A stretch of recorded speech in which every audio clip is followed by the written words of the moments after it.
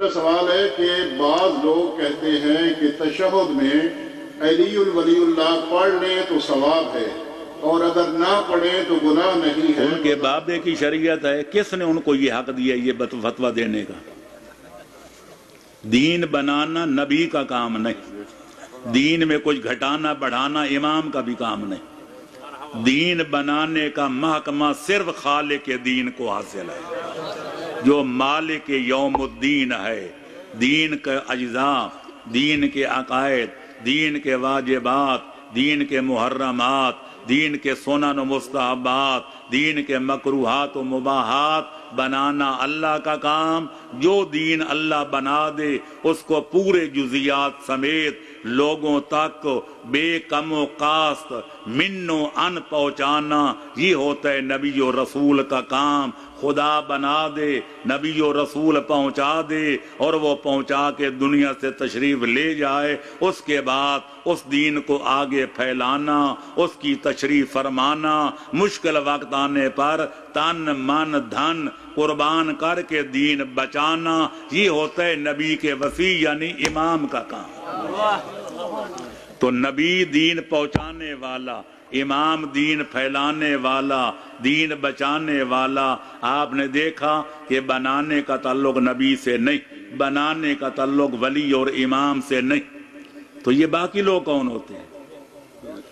جو ایک رائی کے دانے کے برابر دین میں کمی کرے گا یا دین میں بیشی کرے گا یا اپنی رائے کو دخل دے گا، معصوم فرماتے ہیں بروز قیامت وہیں جائے گا جہاں اس کا پیشوا ابلیس جائے گا۔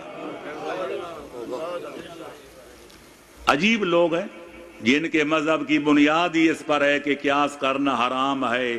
ایک صاحب نے مجھ سے پوچھا، آپ تو یہ سوال کر رہے ہیں مجھ سے، یہ روزمرہ کے معمولات ہیں، الٹے سیدھے لوگ سوال کرتے رہتے ہیں۔ کہنے لگے یہ سورت جو ہے تبت یدا ابی لہب ہم پڑھ سکتے ہیں نماز میں؟ میں نے کہا بے شک، چونکہ نماز واجبی میں دو ہیں، پہلی دو رکعتوں میں الحمد اور ایک سورت اور پڑھنی واجب ہے، لہذا سورت تبت یدا ابی لہب و تب بھی پڑھ سکتے ہیں۔ کہنے لگے جناب نماز میں ابو لہب جیسے بے ایمان کا نام لے سکتے ہیں تو مولا علی کا کیوں نہیں لے سکتے؟ میں نے کہا اس کی لہجے میں جواب دیا، میں نے کہا ابو لہب زیادہ بے ایمان ہے یا شیطان؟ کہنے لگے شیطان۔ میں نے کہا ہم تو شیطان کا نام لیتے ہیں، پہلے پڑھتے ہیں اعوذ باللہ من الشیطان الرجیم، پھر پڑھتے ہیں بسم اللہ الرحمن الرحیم۔ لیکن کیا الٹی ونگا ہے، یہ تاثر دیا جاتا ہے جناب علماء کرام کو مولا علی کے نام سے چڑھ ہے معاذ اللہ، اور میں کہتا ہوں جو علی سے دشمنی رکھتا ہے اس کی ماں کا قصور ہے، اس کا کوئی قصور نہیں ہے۔ یا علی، اللہ اکبر، یا رسول اللہ، یا علی۔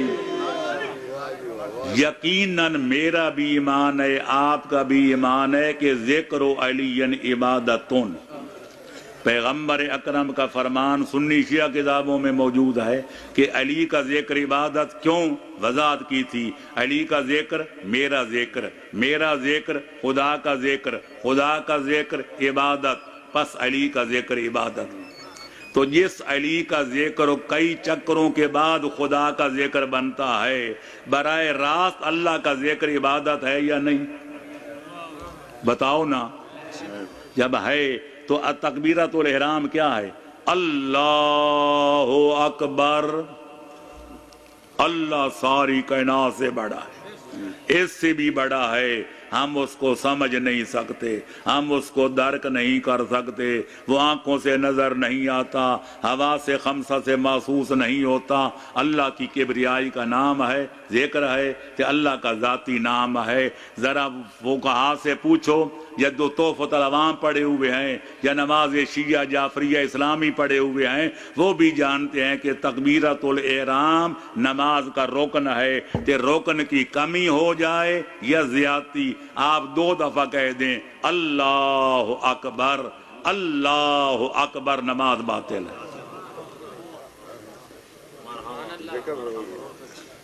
رکوع کیا ہے؟ سبحان رب یل عظیم و بحمدہ، میں اللہ کی تسبیح کرتا ہوں اس کی حمد کے ساتھ، اللہم صلی علی محمد و آل محمد، 14 پہ درود ہے۔ سبحان رب العظیم وہ بھی عبادت، آل محمد پہ درود پڑھنا وہ بھی عبادت۔ ذرا مہربانی کر کے ایک رکعت میں 2 رکوع کر کے نماز صحیح کر کے دکھا دو۔ سب کا فیصلہ ہے، سب مانتے ہیں کہ رکوع کی زیادتی ہو جائے، شریعت نے ایک رکوع ایک رکعت میں مقرر کیا ہے، سجدے 2، لہذا اگر کوئی 2 رکوع کرے نماز باطل ہے۔ تو یہ کیوں باطل ہے؟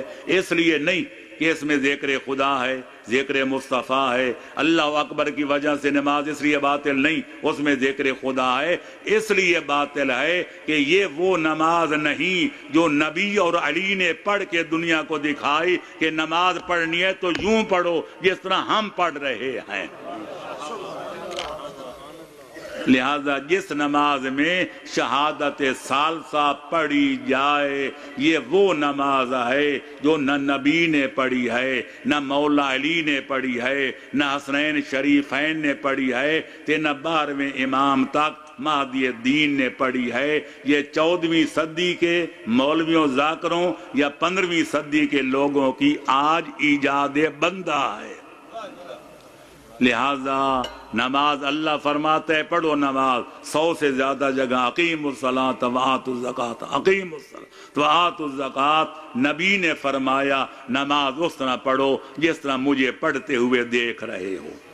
پچھلے سال میں نے محرم کی مجالس میں ایک سوال کے جواب میں ملتان میں اس سے بھی زیادہ مجمع تھا جس میں نے کہا تھا، اور میری وہ کیسٹیں موجود ہیں کہ میں نے کہا میں ساری دنیا کے مولویوں ذاکروں ملنگوں سب کو دعوت دیتا ہوں اور چیلنج کرتا ہوں کہ مذہب شیعہ کی لاکھوں کتابوں میں سے ایک کتاب میں سے کسی 14 معصوموں میں سے ایک معصوم کا ایک نماز میں شہادت ثالثہ پڑھنا تم ثابت کر دو، میں پوری ملت جعفریہ سے نہ پڑھاؤں تو میرا نام بدل دینا۔ حوالہ ان کو نہ ملے تو فتوی علماء پہ لگائے جائیں۔ یہ خون حسین کے تاجر زیادہ شان علی جانتے ہیں کہ وہ علماء جنہیں اپنی گردنیں کٹوائیں، اپنی زندگیوں کے چراغ بجھوائے اور آج بھی دنیا کی تان و تشنیع کے تیر برداشت کر رہے ہیں اور کائنات کی گالیاں سن کے محمد و آل محمد کی منشا کو مقدم سمجھ رہے ہیں، ان کو نہیں پتا کہ نماز کیسے پڑھنی ہے۔ کہ ابو جہلوں کا انگوٹھا لگانے والوں کو پتا چل گیا کہ نماز میں کیا پڑھنا ہے تو نماز کیسے پڑھنی ہے۔ چلو جی بآواز بلند صلوات۔ اللہم صلی علی محمد و علی محمد۔ قبلہ سوال آیا ہے کہ شیعہ کا وضو قرآن مجید سے بیان فرما دیں۔ جی اگر شیعہ کا وضو قرآن سے ثابت ہے تو دوسرے لوگ